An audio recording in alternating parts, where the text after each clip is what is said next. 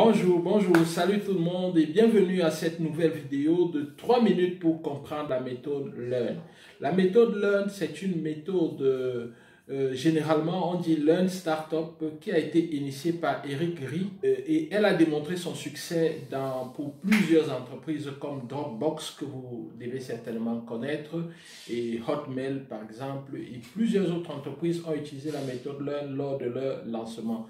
En fait, que dit la méthode Learn? La méthode Learn, en fait, c'est une méthode, c'est une manière d'entreprendre, une manière de lancer une entreprise basée sur des itérations. C'est-à-dire, on lance une offre minimale, on teste le marché, on ajuste le produit et on recommence jusqu'à trouver la meilleure idée possible qui peut être vendue et acceptée par le marché.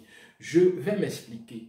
Par exemple, lorsque vous voulez vous lancer dans le commerce des articles venant de la Turquie, vous pouvez utiliser la méthode Learn. Pour utiliser la méthode Learn, il ne faut pas nécessairement maîtriser tous les contours de la méthode. En fait, il s'agit juste de commencer avec une petite échelle, de valider son idée avant de passer à la grande échelle. Vous savez, généralement, la méthode classique demandait que lorsque vous voulez lancer un produit, qu'est-ce que les gens faisaient et qu'est-ce que les gens qui ne comprennent pas l'efficacité de la méthode Learn continuent de faire. Par exemple, lorsque quelqu'un voudrait vendre des chemises pour femmes, peut-être venant de la Turquie, il peut prendre cette approche très simple, c'est-à-dire que aller chercher des magasins, louer des magasins, louer un magasin, c'est-à-dire peut-être dépenser 100 000 francs par mois pour louer un magasin. Après, après avoir loué ce magasin à 100 000 francs le mois, il recrute des secrétaires et ceci, met des présentoirs et tout. Et après, il passe les commandes d'une marchandise peut-être de 10 000 $ ou de 10 000 € en Turquie. Ça arrive, il dédouane et tout, il l'installe dans les magasins et après, il lance la promo, c'est-à-dire peut-être il invite un musicien ou un artiste très connu pour faire la publicité. Il prend des cas podium, des brasseries ou je ne sais pas trop quoi d'autre. Il se balade dans la ville, il passe dans les grandes émissions pour parler de son magasin, pour parler des nouveaux produits qu'il vend et tout.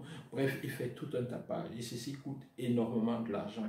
Bon, maintenant, dans le cas où le public adopte votre produit, ok, c'est bien, il n'y a pas de problème, parce que là, ça va continuer, mais aussi, peut-il arriver que le public soit timide à l'acceptation de votre produit? Et là, vous aurez des problèmes parce que vous aurez dépensé énormément d'argent pour un produit que le public a de la peine à accepter ou à adopter. C'est la raison pour laquelle la méthode Learn est la méthode la plus recommandée, surtout lorsque vous n'avez pas d'argent, vous n'avez pas assez de temps, vous n'avez pas le budget nécessaire pour lancer votre produit.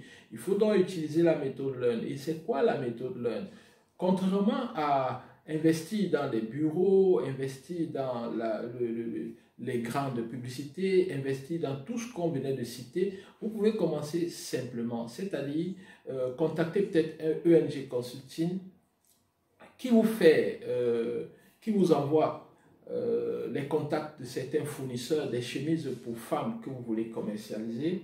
Après cela, peut-être le fournisseur vous envoie quelques modèles en image, vous choisissez là-bas 3, 4 ou 4 séries ou même 5 séries et vous achetez ces séries et vous vous faites livrer ces séries chez vous au Cameroun. Et maintenant, si vous vous êtes dit que vous allez vendre ces chemises pour femmes aux filles qui travaillent dans des bureaux, vous habitez Ndokoti, peut-être vous pouvez commencer par les bureaux qui se trouvent dans votre quartier, comme ça vous dépensez moins. Même si vous envoyez des gens contacter ces personnes-là, vous n'avez pas besoin de beaucoup de ressources pour payer leur déplacement. Donc, après cela, vous voyez comment réagit votre marché, comment réagissent vos clients. Peut-être vos clients vont vous dire que non, ils préfèrent des boutons arrondis plutôt que des boutons plats. ainsi, vous allez voir comment modifier au niveau des boutons. Peut-être au niveau du col, ils préfèrent des cols ronds plutôt que des cols rectangles. Bref, ils vont essayer de communiquer avec vous, vous faire certaines remarques et vous allez tenir compte de ces remarques-là, ou du moins, ils vont adopter le produit et vous allez voir que waouh, le produit sous cette forme-ci est ce que les clients aiment. Et progressivement, si vous avez pris 5 séries et que chaque série comportait peut-être 8 chemises, n'est-ce pas? Ça veut dire que vous vous êtes retrouvé avec 5 séries de 8 chemises, vous êtes retrouvé avec 40 chemises. Supposons qu'en une semaine, ou du moins en un jour, vous avez envoyé des gens sur le terrain, ils ont pu écouler ces 8 chemises. Alors vous allez vous dire, peut-être il y a un marché, peut-être alors si je corrige les remarques des clients, pourrait avoir un marché. Vous pouvez commander encore le double et essayer de voir le même marché, essayer de tester. Et lorsque votre produit est validé et que vous vous rendez compte que oui, à petite échelle, je me fais déjà de l'argent avec mon idée, alors vous pouvez investir progressivement et passer à une grande échelle. La méthode Learn permet d'économiser, elle permet de lancer avec un petit budget et même au niveau de la publicité.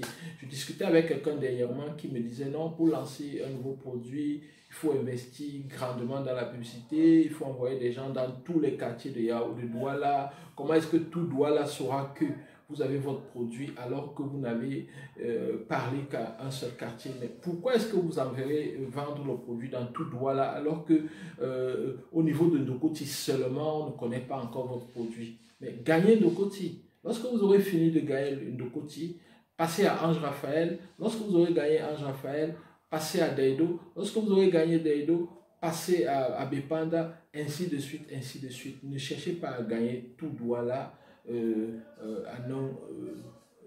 en un coup, quoi. C'est-à-dire qu'en un jour, vous n'allez pas gagner tout Douala ou alors gagner tout le Cameroun en un jour. Non, allez progressivement. Vous savez, même dans l'armée, lorsque une armée s'attaque directement à plusieurs pays, c'est clair qu'elle va perdre la guerre parce que tout le monde va se mettre contre elle et elle va perdre la guerre. Alors que si vous allez progressivement, vous aurez le temps d'affûter vos armes, d'affûter votre méthode, de corriger certaines erreurs et puis pour sûr, vous aurez plus de chances de remporter que celui qui s'est directement attaqué à un grand nombre. Alors, la méthode Learn, c'est ce que je vous recommande lors de vos lancements. Ciblez, choisissez bien votre niche et travaillez cette niche-là.